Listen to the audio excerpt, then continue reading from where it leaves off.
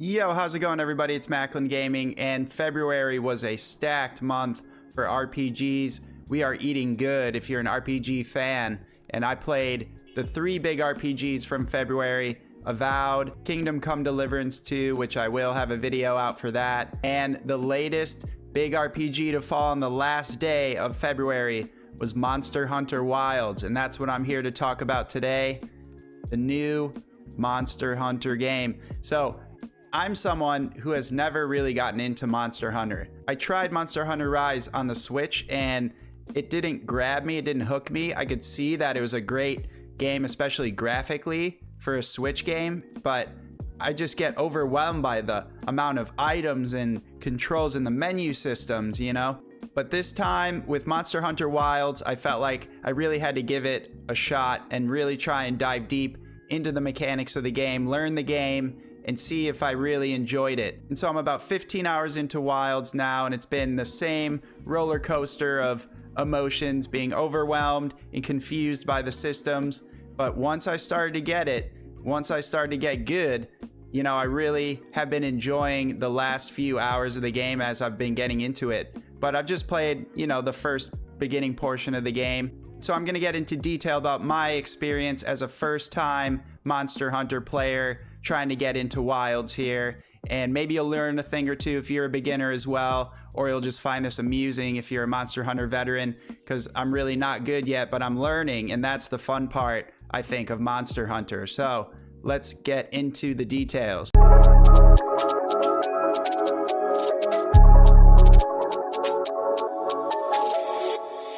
So Monster Hunter Wilds is a huge game. It's not quite open world, but you have big maps in different zones that you can head around to, and you take on missions and quests to hunt big fearsome monsters in the wild that are like terrorizing the village, you know? If you really love animals, it's like, why am I killing these big mythical creatures, these like majestic, you know, monsters? But the story goes, these monsters are actually terrorizing people and they're doing bad things, so you're kind of like helping out in a way, so you don't feel so bad when you're wounding these beasts left and right. But the point of the game is to take down these big monsters. They come in all shapes and sizes, everything from dragons to like some lion bear looking thing, the Doshagama, you know, to like Nursilla, or however you pronounce it, the big spider. So there's great monster variety in this game, and it's your job to go out there and take down these big beasts who are terrorizing the villages and stuff. So these boss battles go on for a few minutes, several minutes, and it's like an epic battle against a huge scary monster who's like trying to tear your head off. But what you want to do is create wounds into its body, and the wounds end up lighting up like red, and you can see where you've wounded it specifically. And this is how you can really take down a monster quickly and do bigger damage. So you have to make a wound, and then you have to target that wound area and attack. You know, I'm playing on a PlayStation 5, so with the controller, you got to use focus mode, which is like a new feature in this game. You hold down the left trigger, and then to take out the wounds, you got to press R1, which is different from your triangle and circle attack moves. Now, this brings me to one thing. I really wish this game would be able to remap your buttons, like the triangle, circle, square buttons. I simply just want my attack to be square and, you know, sheath weapon to be circle or whatever it is, you know? So like, I just want circle and square to be switched, and you can't even do that. It's crazy. So please, Capcom, add that into the menu system. I want to be able to map my buttons around, and they give you that option for like all the other buttons except for triangle, circle, square, X. Like, let me move those around. Thank you. So I started with the switch axe weapon. I thought that was a cool concept, and each weapon you have to really learn the combos and the different attack patterns that can really do like optimal damage for you. So I've been learning the switch axe, and you can see in my earlier footage, I'm not that good. I barely even knew how to parry, and now I figured it out. There's like a button combination. If you press triangle and circle at the same time, you can do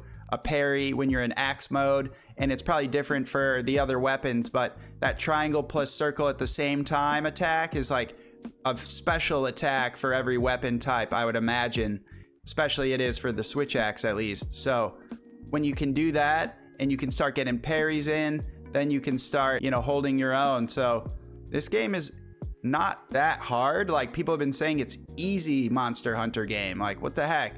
We want some challenge. But if you don't know what you're doing, I think it's equally as hard as maybe any other Monster Hunter game. Like, I've literally died a few times, and they give you 3 deaths per boss battle. So like, a lot of the times I'll die twice and then I'll make it out in the last life that I have left, you know. But I've failed a quest or two here. Like, I wasn't getting the attack timings right, and, you know, this and that, and I didn't know how to parry. So, you know, sometimes it's actually difficult if you're a noob like me, but I'm getting better. So, you know, I'm not dying too much, you know. And you have a little palico with you as well, who's your little cat partner, and the cat can heal you and heal your status effects. So this is what people are saying is like broken in the game. It's so easy because your palico just heals you all the time. But I don't know, maybe I'm not tuning my palico to the perfect like settings. I'm not even sure if you can do that in this game, but he's not healing me all the time. He'll heal you like once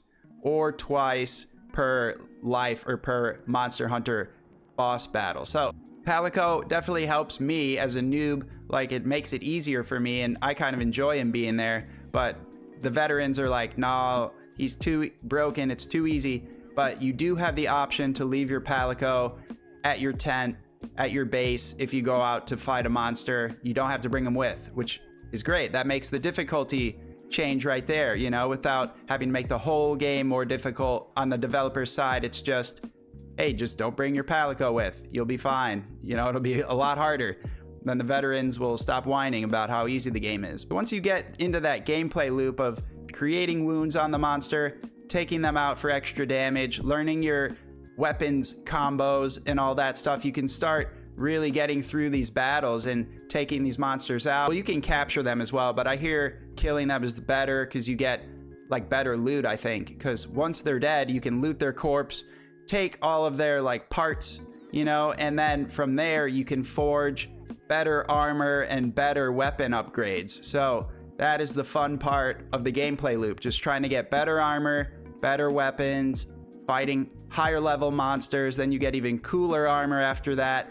And I've gone through so many armor sets already from fight, like, oh, I want the one from this boss that I just killed, but oh, I don't have enough parts from looting it. So you got to go back and you got to hunt the monster again. So that's cool. Like, after you kill it once, you have the optional quests to go hunt the monsters again. And if you want, there's like SOS missions, which means other human players of Monster Hunter Wilds are out there and they're fighting a boss and they need help. So you can get summoned into their fight and fight alongside with them. And I love that part. Like, I really enjoyed fighting with other players. You know, it felt like being summoned into Elden Ring or something, fighting bosses with other players. The multiplayer part of this game is actually really fun. And you don't have to really even like communicate with these people. You're just out there fighting the same monster. It's epic. And then you kill them and you can all loot the corpse and like party at the end and do like little emotes and stuff at the end. But with all that being said, I'm still early in the game. I'm going through the campaign, which they say, Monster Hunter players say, the campaign is the tutorial of how to play. So if you're a new player like me, definitely go through the campaign. Don't ignore it and just fight monsters on your own, because you won't be able to level up your hunter rank all the way, right? So your hunter rank is like your main level, your main character's level. And the more you go through the campaign and kill the higher level monsters, the more your hunter rank will go up. And then eventually you'll get to high rank.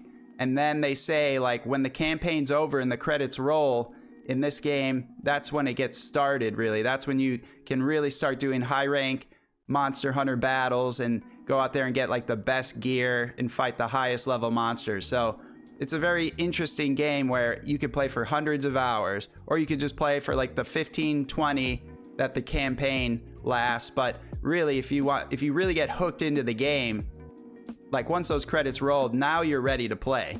So that's what I'm gathering here about Wilds. And so I'm going to do that. I'm going to get through the campaign. By then, I feel like I'll have learned all the different systems and I'll see what I can do in high rank, killing some ultimate monsters. Like Arkveld is like the big one, the big dragon, but I think there's a lot more cool stuff that I have not seen. So let me know what you guys think about Monster Hunter Wilds.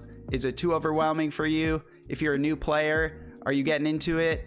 Or if you're a veteran, what do you think? Is it too easy? Have you tried leaving your Palico at the tent and fighting solo? Let me know what you guys think. I'm enjoying the game and I'm gonna keep playing it.